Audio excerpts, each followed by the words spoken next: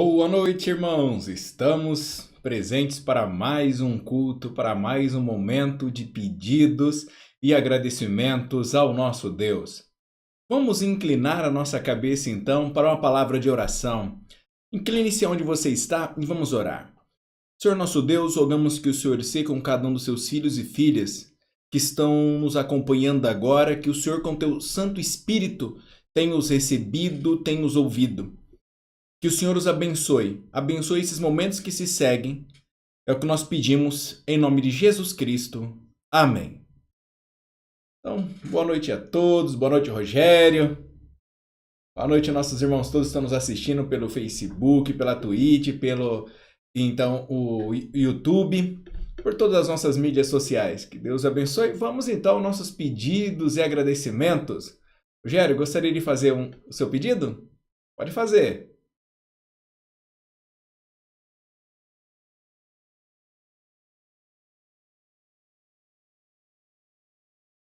Pelos meus pais que estão lá e meus familiares que estão lá em São Paulo, né? Por causa dessa pandemia e também por outras coisas, né?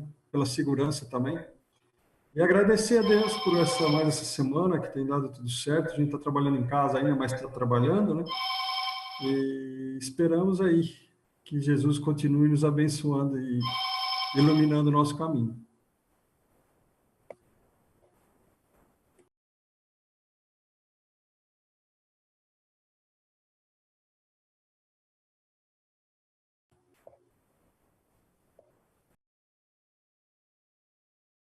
Assim, mais algum pedido, Rogério? Mais alguma coisa?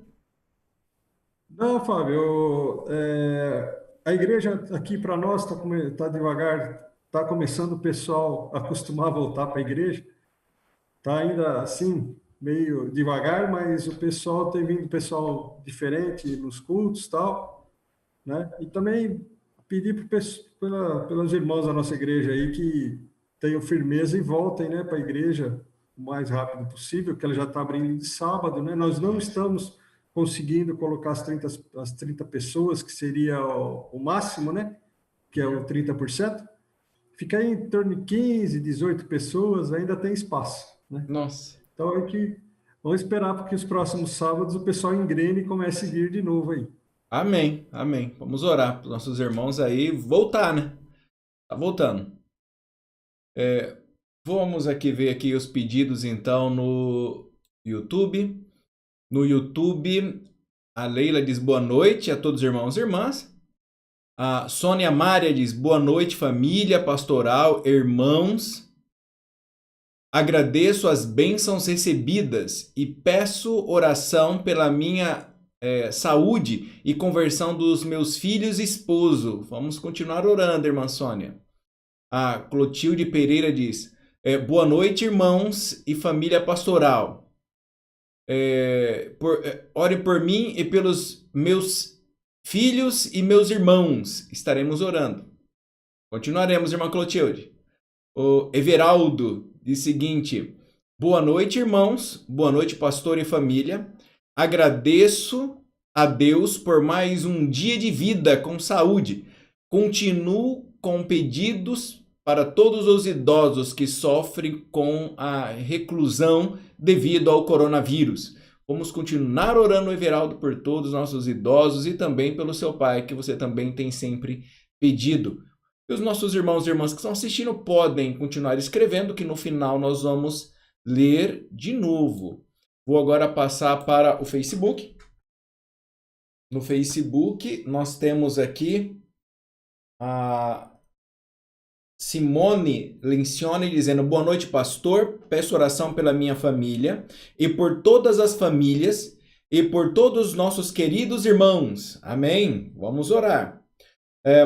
Maria Conceição, peço oração por meu esposo. Vamos orar, irmã Maria Conceição. A Rosinei, boa noite, irmã Rosinei.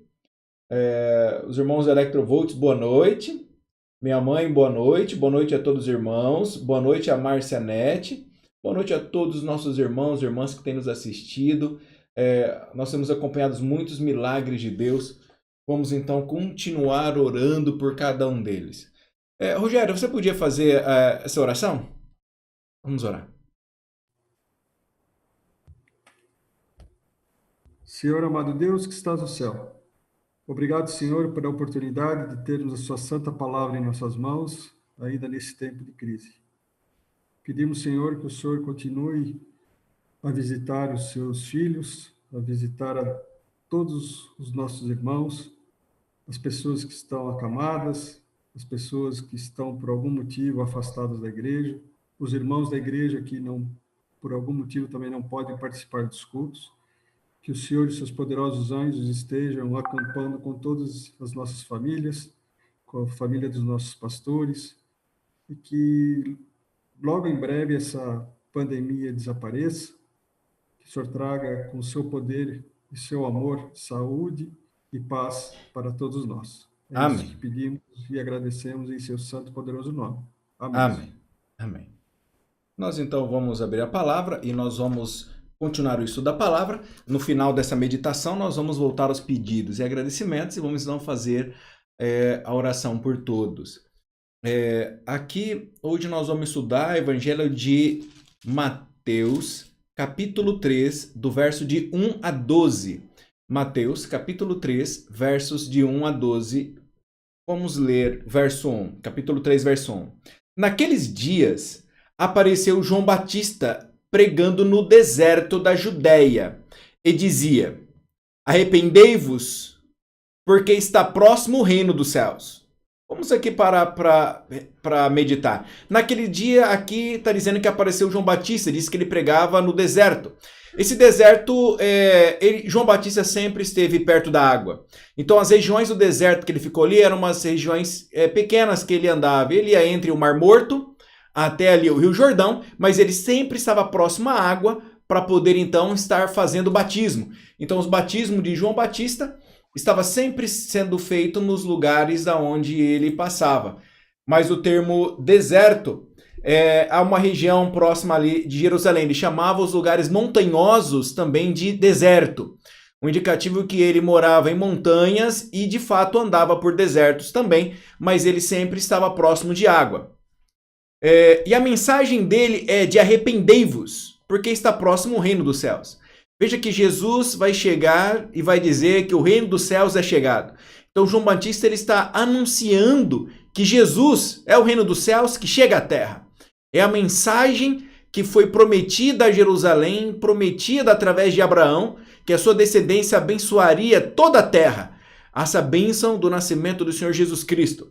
Então arrependei-vos, porque o reino dos céus está próximo. É um arrependimento, a palavra que está aqui é mudança de atitude, mudança de direção, mudança de comportamento.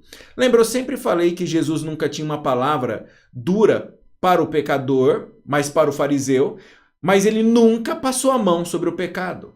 A questão é que o pecado permanece pecado e o erro permanece erro.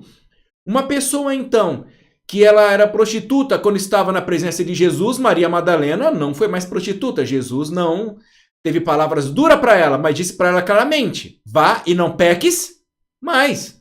Uma coisa é clara, o pecado é pecado. Apesar de Deus amar o pecador, ele odeia o pecado. E aquele que se converte, ele precisa entender que ele precisa mudar de direção.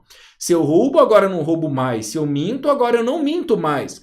Os meus erros, minhas falhas, elas serão aquelas não controladas pela minha racionalidade, pela minha espiritualidade, aquela que o pecado ainda me induz inconscientemente, sem eu querer, a cometer erros, sem eu querer.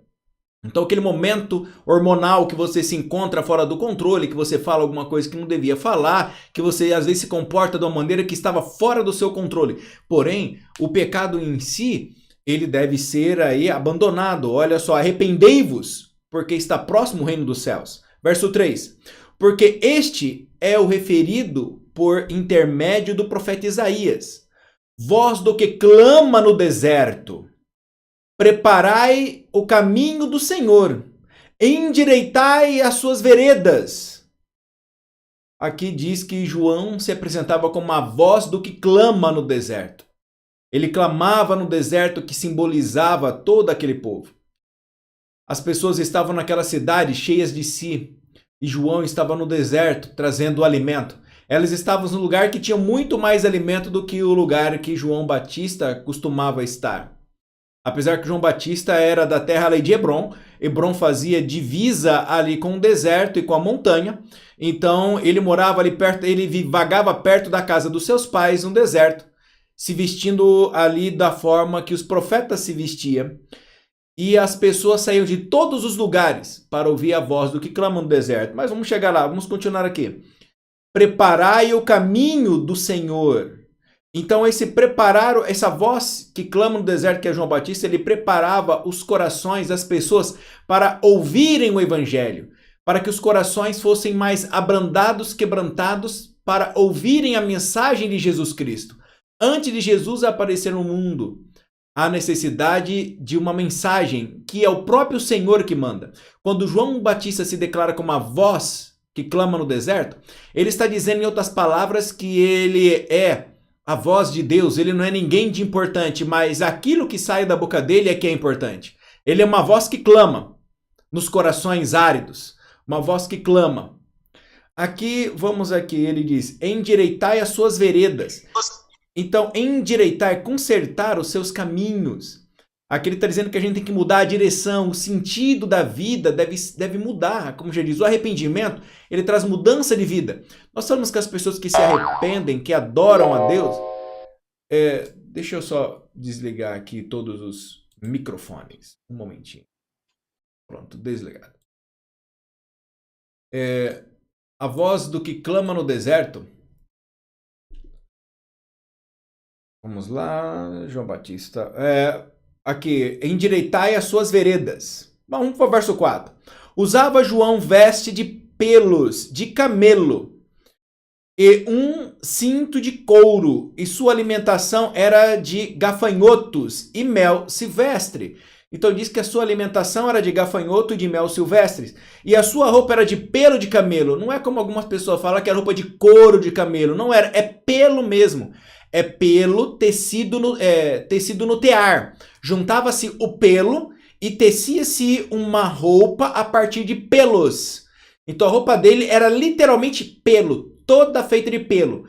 As nossas roupas são feitas de algodão ou de plástico, material sintético, ou é feito de algodão com material sintético, ou a gente faz ali, nós temos o bicho da seda, que vai estar colocando roupa de seda, que é tecido de material de seda, e aqui nós temos que, naquela época, eles utilizavam também o pelo do camelo como uma matéria-prima para tecer tecido. E esta era uma vestimenta usada, simples e barata, que os profetas costumavam usar.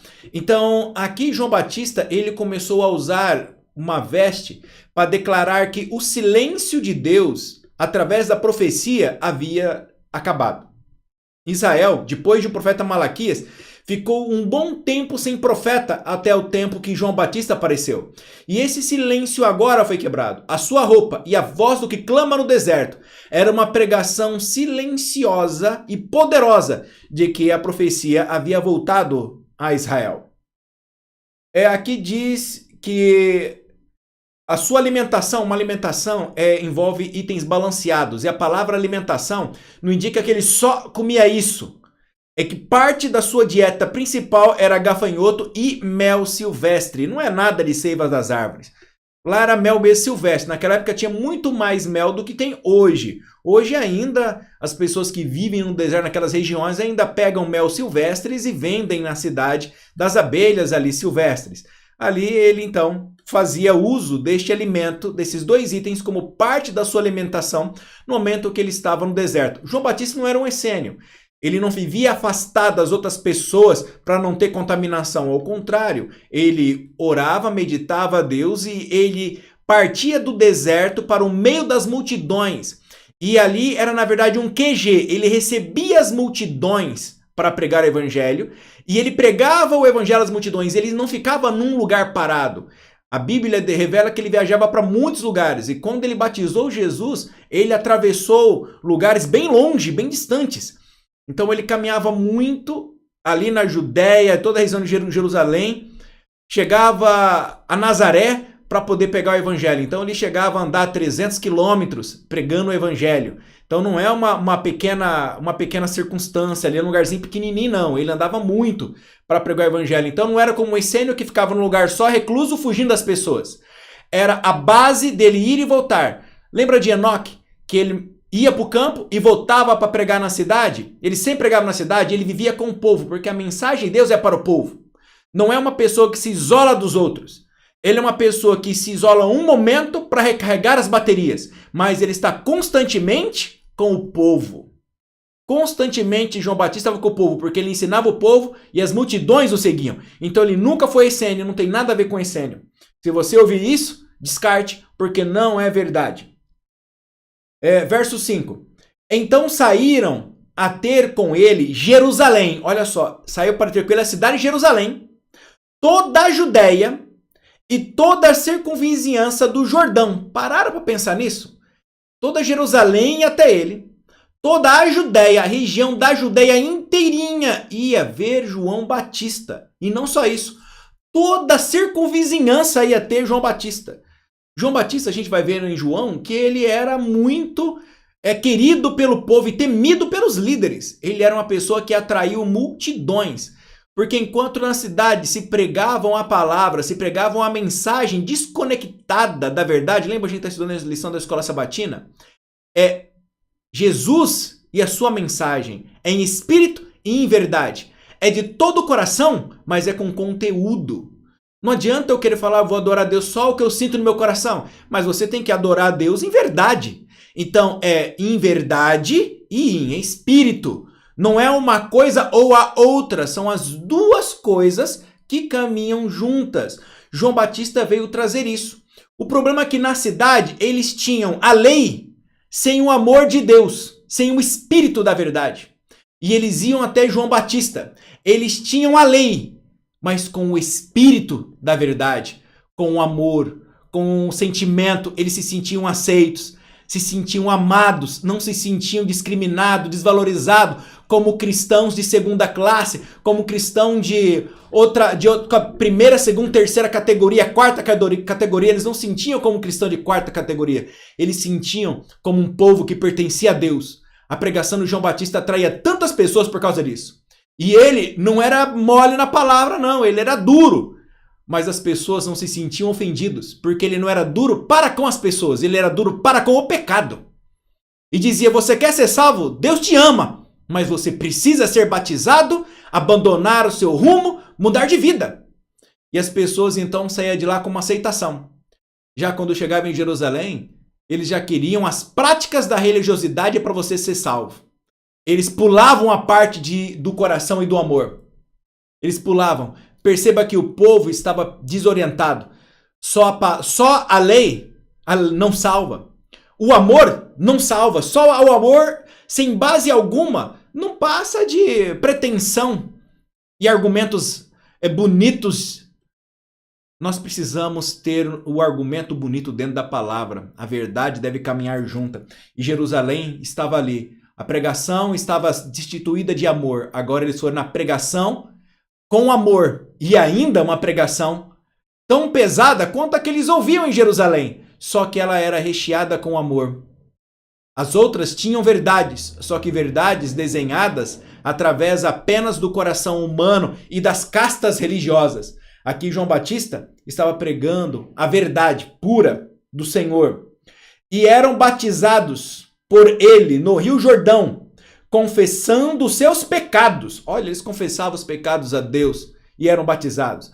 Vendo ele, porém, que muitos fariseus e saduceus vinham ao batismo, disse-lhes, raça de víboras, quem vos induziu a fugir da ira vindoura? Aqui, perceba que mais uma vez João Batista também ele não deu bronca em ninguém que estava lá de pecador, como já disse para vocês, mas deu bronca no fariseu. Por que de novo isso? Veja que ele não passa a mão no pecado. A pregação de João Batista é muito pesada, é arrependei-vos para serem perdoados. Ele está aqui dando uma bronca na religiosidade farisaica e dos saduceus, porque só olhava o formalismo e a lei sem o amor, sem conteúdo, sem o espírito da verdade. E agora João dizia, vocês precisam ter o Espírito da verdade. E aí o termo dizer, quem diz que vocês vão escapar da ira vindoura? A ira vindoura é, João Batista dizendo, vocês também precisam ser batizados. É isso que o João Batista queria dizer. Quem vos induziu a fugir da ira vindoura? Eles só iam lá não para serem batizados, ou para se converter, ou para se arrepender, ou para mudar de vida. Eles iam lá para tentar buscar alguma coisa em que desacreditar João Batista, em que criticar João Batista. Eles não iam lá para aprender, não iam lá para estudar, não iam lá para falar das verdades, eles iam lá apenas para observar, buscar alguma falha, tentar desacreditar e tentar impedir as pessoas de se arrepender. Então João Batista chama a atenção deles, chama ela raça de víboras. E diz, quem vos induziu, quem fez eles acreditarem que vão escapar da ira de Deus vindoura. Eles precisavam se arrepender, precisavam amolecer os corações e entender que eles precisavam ser batizados, mudar de vida, aprender a perdoar, aprender a adorar em espírito e em verdade. Muitas vezes nós achamos que o nosso formalismo vai nos salvar. Perceba que o formalismo tem o seu lugar, nos concede segurança e nos concede uma forma clara de adorar. Só que o formalismo por si só, ele é vazio, se não estiver o amor e a palavra verdadeira de Deus. Precisa estar recheada com o amor e com a palavra verdadeira de Deus. Mas só tem a palavra de que tu vai para o inferno porque é pecador. Aonde está o evangelho nisso? Porque uma coisa é óbvia na Bíblia, o salário do pecado é a morte. Mas Jesus veio ao mundo para que isso não aconteça. Aonde está para que isso não aconteça? Aonde está a mensagem que se você se arrepender, Deus vai te dar a vida eterna? Aonde está a mensagem que Deus te diz que se você mudar de direção, a sua vida vai mudar? E aonde está a mensagem que diz que mesmo que Deus te dê a salvação, Ele não vai livrar você das consequências do seu erro. Se você fez algo antes do casamento e engravidou, Deus não vai tirar o bebê de você. Você vai ficar grávida e você vai ser pai. Se você ali roubou, a polícia te pegou, Deus não vai te livrar da cadeia. Ele vai te livrar do pecado, da morte, da consequência.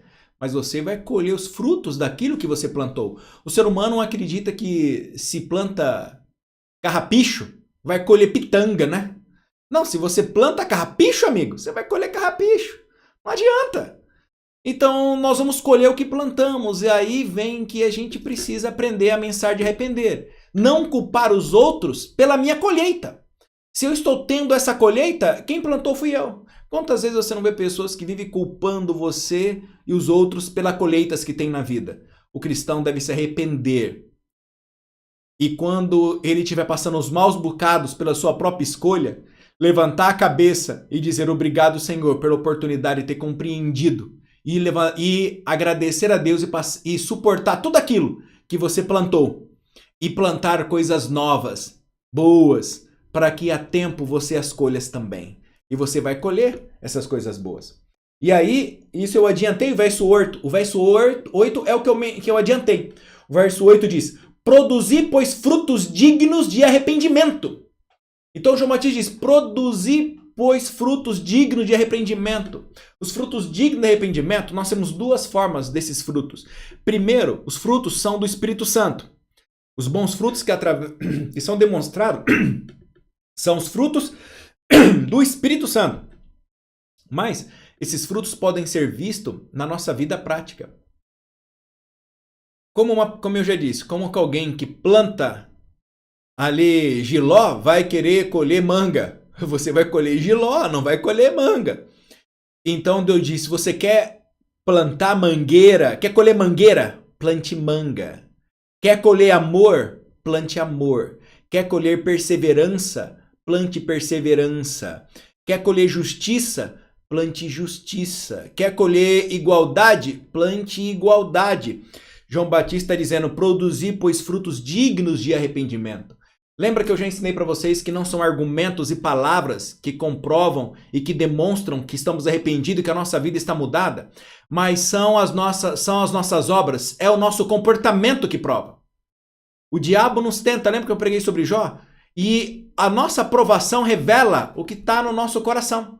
Então, e se produzir fruto, ele está dizendo, a vida vai mostrar se eles estão arrependidos. Como que é o comportamento deles com as pessoas mais fracas, mais pobres, com os pecadores? Qual é a sua misericórdia? Como eles têm? Esses frutos demonstram se eles estão amando a si próprio, como a psicologia diz o ego, o auto-eu, ou se eles estão amando a Deus. O ser humano, a gente vive numa sociedade, numa época moderna, do egocentrismo. Mas esse egocentrismo é um egocentrismo do período histórico que estamos vivendo. Ele pode ser sintetizado como individualismo, que é a mesma coisa que egoísmo, que é a mesma coisa de egocentrismo infantil. A pessoa começa a achar que ela é o dono de tudo, que ela sabe de tudo e que o mundo gira em torno dela. Por isso, hoje nós estamos tendo dificuldade para as pessoas ir à igreja, dificuldade para as pessoas se sociabilizarem, dificuldade para as pessoas estarem juntas. E aí eu fico pensando para vocês, que frutos nossa geração vai colher? Se você planta desunião, você colhe o quê? Desunião. Se você planta isolamento, você vai colher depressão, solidão, angústia, tristeza, amargura, dor. Não vamos colher coisas diferentes. É isso que a sociedade vai colher. E é o período que nós estamos vivendo. O período que você quebra todas as verdades, é o período que você quebra tudo aquilo que é certo. O período que quer quebrar a religião, as instituições, a família. E o que reina no final disso? Só tristeza, dor, desgraça, solidão. Olha só, e são os frutos. E aqui João está dizendo, produza, pois, frutos dignos de arrependimento. Verso 9. E não comeceis a dizer entre vós mesmos, temos por pai Abraão, porque eu vos afirmo que destas pedras Deus pode suscitar filhos de Abraão. Note que Jesus mesmo falou isso quando entrou em Jerusalém, quando os fariseus pediram para calasse a boca das pessoas na sua entrada triunfal. Jesus falou que se eles ficassem calados, até as pedras clamariam. E Jesus falou várias vezes também sobre a pedra se tornarem filhos de Abraão. Aqui ele está dizendo, não é porque vocês têm na genética ser filho de Abraão que isso significa alguma coisa. Ser filho de Abraão significa responsabilidade de pregar o evangelho. É isso que significa a eleição. A eleição não significa que eu sou melhor do que as outras pessoas. Significa que eu devo servir as outras pessoas numa função salvífica de amor.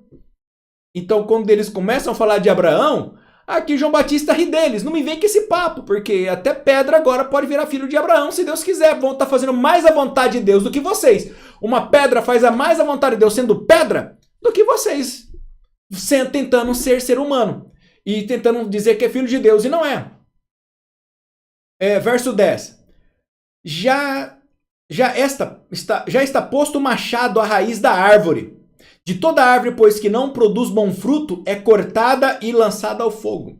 Aqui João diz uma coisa bem clara, e Jesus diz em outras palavras, que lembra que ele falou que eu sou a videira, Pai é o agricultor e nós somos os ramos. Deus é o agricultor que corta. E aqui João Batista está dizendo que a árvore será cortada, aquela que não der fruto. Essa árvore representa eu e você.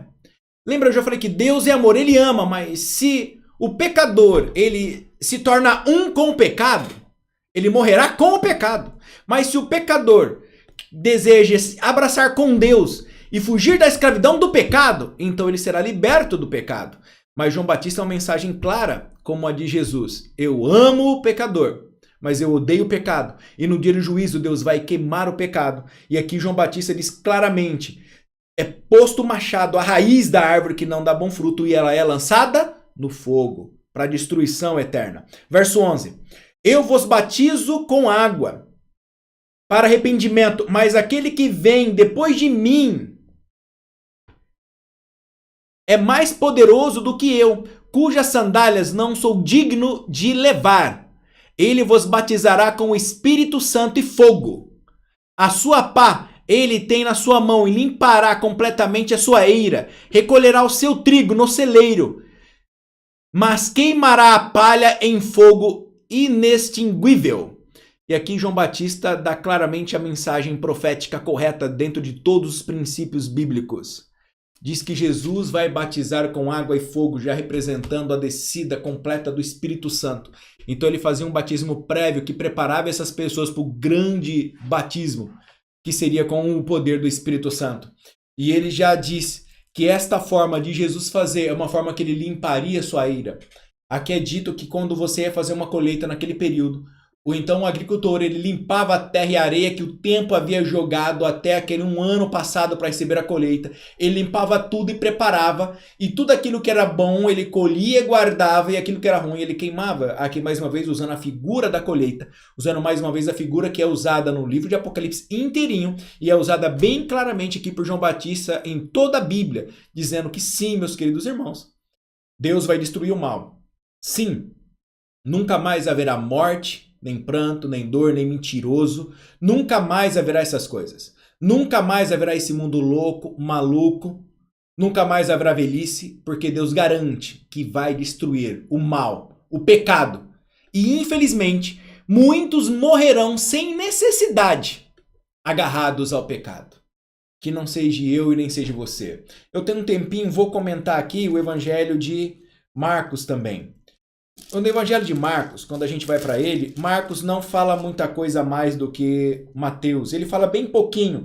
Então nem vou ler muito porque ele fala em suma o que Mateus já falou e não traz alguma novidade. Ele na verdade sintetiza demais as coisas. Ele é bem objetivo, bem sintético. Marcos sintetizou muito. O Evangelho de Lucas, ele traz algumas coisas a mais. Lucas, ele já traz muita coisa que nem Mateus... Nem Mateus nem Lucas falaram. Enquanto Mateus disse bastante coisa, Lucas disse pouca coisa, mas repetiu as coisas que Mateus falou. Aqui já o Evangelho de já Lucas, ele já não. Lucas, lembra que eu falei para os irmãos que ele era um grego, e ele aqui então, ele era um grego e ele escreveu mais detalhes. Um grego, ele queria saber quem é João Batista.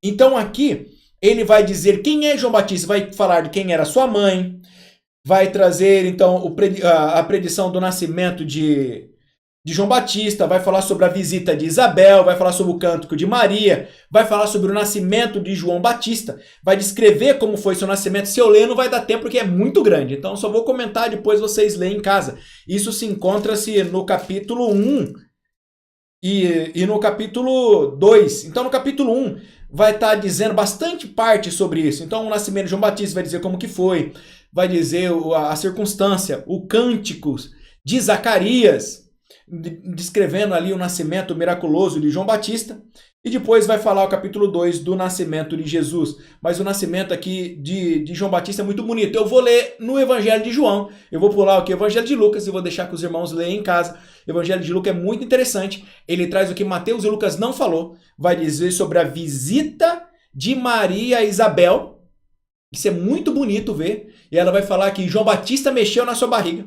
E aí vai ter o cântico de Maria, de alegria. E aí nós vamos ter a descrição do nascimento de João Batista. Agora vamos para o Evangelho de João. O Evangelho de João nós vamos ler um pouquinho. Evangelho de João no capítulo 1. Aqui no capítulo 1, já João complementa mais ainda a visão de quem é João Batista. Enquanto Lucas vai dizer do seu nascimento, vai dizer mais de como foi todas as coisas, dado o seu nome e tudo mais. E tem mais, no Evangelho de Lucas você vai entender que o povo ficou todos eles entenderam e ficaram admirados com o que aconteceu com João Batista e sua esposa. Quer dizer, o que aconteceu com Isabel, eles ficaram maravilhados, e com Zacarias. E todo Israel sabiam, e eles ficaram de olho em quem seria essa criança. Porque como seu pai ficou sem falar até o dia que nasceu, e aí escreveu o nome na plaquinha, o seu nome será João Batista, isso foi marcante. O povo todo guardou no coração, isso está escrito em Evangelho de Lucas, de que aquele menino seria alguém diferente. E a Bíblia diz que ele cresceu cheio do Espírito Santo, de verdade, desde o ventre materno, ele sempre foi cheio do Espírito Santo. Ele tinha a plenitude do Espírito Santo dentro dele, ao ponto que ele sentia a presença dos anjos maus perto dele e sabia quem é quem e quando alguma coisa ruim se aproximava. Aqui no capítulo 1, o testemunho de João Batista sobre Jesus, eu quero ler, eu acho isso muito bonito. João testemunha, verso 15, João testemunha a respeito dele e exclama: "Este é quem eu disse, o que vem depois de mim tem contudo a primazia, porquanto já existia antes de mim. Olha, ele está dando testemunho de que Jesus é Deus. Porque todos nós temos recebido de sua plenitude e graça sobre graça. Porque a lei foi dada por intermédio de Moisés. A graça e a verdade vieram por intermédio de Jesus Cristo. A graça é a salvação, sem mérito nenhum, que vem através de Jesus. E as nossas obras não é para merecer. As nossas obras são apenas comprovatórias da escolha que eu fiz. E não da salvação que eu obtive através dela. Porque eu não obtive a salvação através dela. A salvação só vem através de Jesus. As obras comprovam a escolha que eu fiz. Verso 17. Eu já li. Verso 18. Ninguém jamais viu a Deus. O Deus unigênito que está no seio do Pai é quem o revelou. Olha, João Batista dando esse testemunho. Que é Jesus que esteve no seio do Pai que o revela. Verso 19. Este foi o testemunho de João quando os judeus lhe enviaram de Jerusalém sacerdotes e levitas para lhe perguntar: quem és tu? Aqui continua João dando testemunho. Quem és tu? Agora, olha o que ele responde. Ele confessou e não negou. Confessou: eu não sou o Cristo. Ele confessou: eu não sou o Cristo. Não confunda isso. Verso 21. Então lhe perguntaram: quem és, pois? És tu Elias? Ele disse: não sou. És tu um profeta? Respondeu: não. Disse-lhes, pois, declara-nos quem és, para que demos resposta àqueles a quem enviaram, que dizes a ti a respeito de ti mesmo. Ele só pergunta: quem você é? As respostas de João Batista, quando fala no final que a gente lê que ele disse que ele não era profeta, ele não era profeta no sentido de que os outros profetas vieram. Esta foi a questão da pergunta. João Batista não quer ser identificado como os outros profetas. Porque João Batista não é. João Batista, ele sabe quem ele é. E ele vai se declarar quem ele é. Ele é o cumprimento profético daquele que prepara o caminho para a vinda do Messias.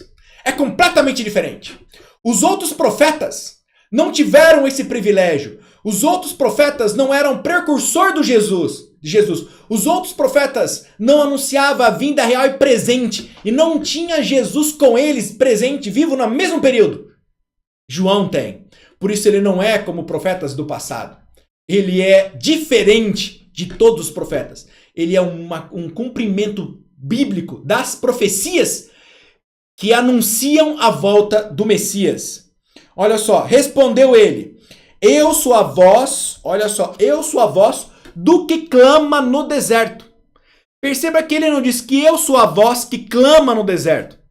Ele diz: eu sou a voz do que clama no deserto. Sabe por que essa é a expressão dele? Porque ele se coloca que não sendo ele que clama, mas sendo Deus quem clama no deserto. É isso que ele quis dizer.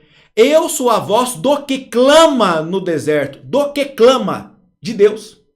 Eu sou a voz do que clama no deserto. A voz dele não é dele. É assim que ele se apresenta. Ele quis se apresentar de uma forma que eles, os fariseus e todos que perguntaram ao ler as escrituras, fossem repreendidos e entendessem muito bem quem era João Batista e o período em que eles estavam vivendo. Porque eu sou a voz do que clama no deserto. Endireitai o caminho do Senhor, como disse o profeta Isaías. Então veja, ele se apresenta como aquele da profecia. Ora, os que haviam sido enviados eram entre os fariseus. E perguntar-lhe: então, por que batizas se não é Cristo? Olha que coisa interessante.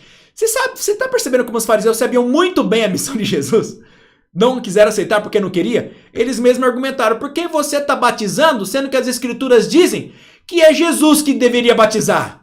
Olha que interessante, aqui dá um testemunho que diz, de fato, o batismo que deveríamos passar, o batismo que nós passamos, o batismo que Jesus deu testemunho com João Batista, é um batismo profetizado e esperado que o Messias realizaria.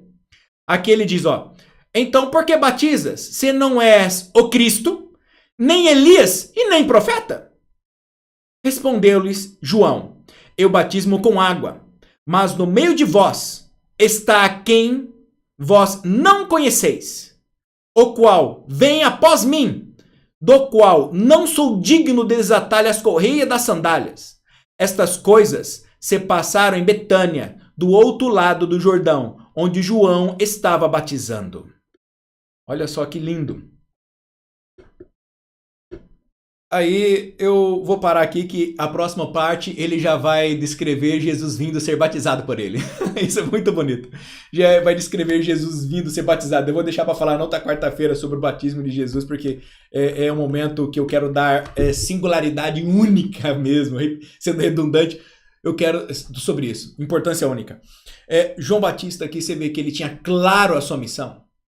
Essa é a missão que nós temos que ter hoje, irmãos. Você está tendo essa ideia clara? Pecado é pecado e não vai deixar de ser pecado pelo amor. Só que a maneira de tratar o pecador é diferente. É totalmente diferente. O pecado continua sendo pecado, as coisas erradas continuam sendo coisas erradas. Mas se eu me acho muito mais santo que as outras pessoas, logo eu tenho uma grande dificuldade de compreender e de amar. Logo eu tenho que tomar cuidado com isso. Mas aqui está uma mensagem de João Batista e eu quero dizer para vocês mais uma vez. A mensagem da Igreja Adventista é a mensagem de João Batista. Nós somos a voz do que clama no deserto. E a voz do que clama no deserto é representada em Apocalipse 14, com as 3 mensagens angélicas. Teme a Deus e dá-lhe glória, porque é chegada a hora do seu juízo. Adorai aquele que fez o céu, a terra e o mar e as fontes das águas. E diz a Babilônia que ela caiu e se tornou morada de chacais. Não adore a besta e a sua imagem, porque eles serão destruídas para toda a eternidade, jamais existirão. Nós temos uma mensagem maravilhosa, nós somos a voz do que clama no deserto. E esta voz deve preparar o caminho. Por isso nós convidamos todos que já foram batizados. Por isso tem pessoas em igreja falando, por que você batiza até pessoas que já foram batizadas algumas vezes? Simples, pelo mesmo motivo de João Batista. Nós somos a voz do que clama no deserto. Arrependei-vos e sejam batizados. Prepare o caminho para se encontrar com seu Deus, porque Ele já é chegado. Que Deus abençoe os nossos irmãos. Alguém gostaria de comentar alguma coisa sobre João Batista? Pode comentar. Alguém gostaria de compartilhar alguma coisa no Zoom? Pode falar sobre o que nós lemos, ou no YouTube, ou no Facebook. Pode escrever que eu vou ler. Alguém gostaria? Se não, já vou para o YouTube ver os pedidos. Então vou para o YouTube. O YouTube aqui, vamos ver. O Everaldo diz amém. A Sônia Maria diz, continuo pedindo oração por meu irmão Nilson de Marília. Vamos orar por irmão Nilson de Marília. Aqui nós temos a João Leite, diz boa noite, Deus abençoe a todos. A Leila, minha esposa, diz, agradecemos muitas orações e oramos por vocês. Minha esposa está dizendo que agradece as orações e nós estamos continuamente orando pelos nossos irmãos e irmãs. Vamos então para o Facebook. O Facebook aqui. Vamos aqui, puxando aqui atrás.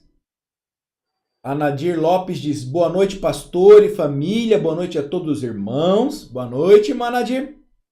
A Miriam diz, boa noite, meus irmãos, agradeço a Deus por tudo, amém. E ela diz ainda, peço oração pela nossa nação, minha saúde, minhas filhas, genros, meu esposo, netos, pela minha irmã e sua saúde. Peço oração pelo grupo de mães intercessoras que administramos. Está sendo uma bênção. Ore por cada mãe 2 súplicas. Amém. Vamos orar pela mãe e pelas súplicas dessas mães e por todo o seu pedido. E parabéns pelo grupo e permaneça firme e forte. E queridos irmãos, reative tudo. Todos os pequenos grupos, toda a classe bíblica, todo pequeno grupo e classe bíblica deve ser reativado. Todo estudo bíblico, vamos reativar. A irmã Iracema diz boa noite. Ela diz aqui, peço oração pela... Bom, ela diz amém também. Amém. Deus abençoe.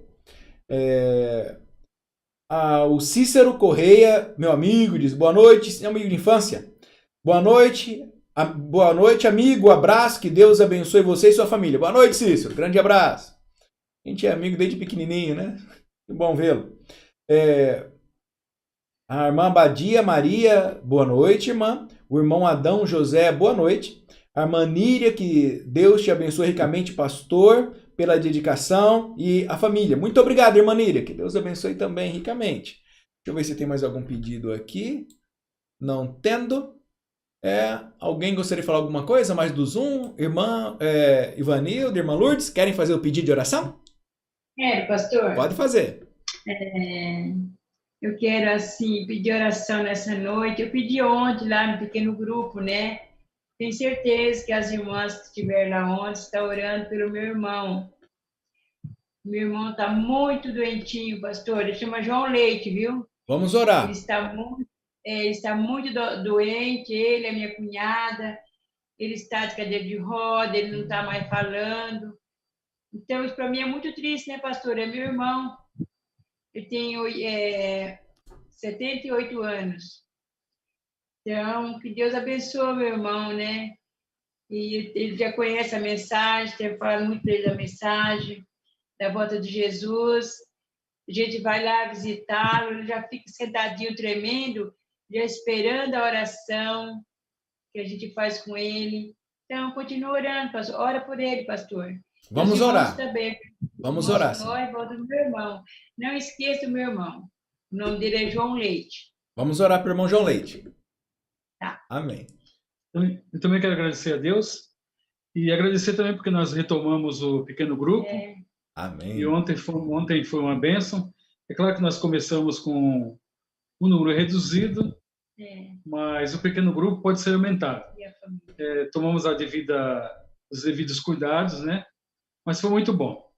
E vamos orar pelo grupo e orar pela irmã Rosalina. Ela veio de Mauá para cá, acho que passou, sabe, da história. Ela veio de Mauá para cá e agora nós estamos... Sábado nós visitamos ela e o esposo. O esposo se comprometeu a vir para a igreja. Amém. E vamos orar por ele, João? Amém. Vamos orar por ele. Pode continuar. Tem mais algum pedido, Ivanildo? Então, orar por ele, pela irmã Rosalina, que é a esposa do irmão João. Ele está afastado há 23 anos da igreja. E ele falou que sábado ele vai. Vamos orar que ele vá mesmo e que Deus abençoe a vida dele. É isso mesmo. Amém. Amém. Amém. Deus seja louvado. Amém. Mais alguém tem um pedido de oração para fazer? Aline, você quer fazer algum pedido? Não? Então vamos inclinar nossa cabeça e vamos orar? Senhor nosso Deus, diante da tua presença, sei com cada pedido que foi feito nas quarta-feiras, de todos os nossos irmãos e irmãs que têm participado, de todas as igrejas, de todos os lugares. Que o Senhor sei que os pedidos foram escritos no YouTube, no Zoom, no Facebook, na Twitch. Que o Senhor os realize segundo a grandeza do teu santo nome. Que o Senhor os conduza e continue os guiando de forma maravilhosa, da mesma forma que o Senhor tem feito durante toda a história com o teu povo. Nós rogamos estas bênçãos em nome de Jesus Cristo. Amém. Amém. Amém. Que Deus abençoe e até sábado. Nesse sábado eu estarei transmitindo do Jardim Eldorado. Orem também para que a transmissão dê certo, para poder a gente conseguir transmitir o culto do Jardim Eldorado. Que Deus abençoe. Até a pregação. Até sábado. Amém. Até sábado. Até sábado. Boa noite. Boa noite. Boa noite, irmão. Boa noite. Boa noite, Rogério. Boa noite, Ivanildo. Boa noite, Lourdes. Boa noite, Aline. Boa noite. Boa noite. Boa noite.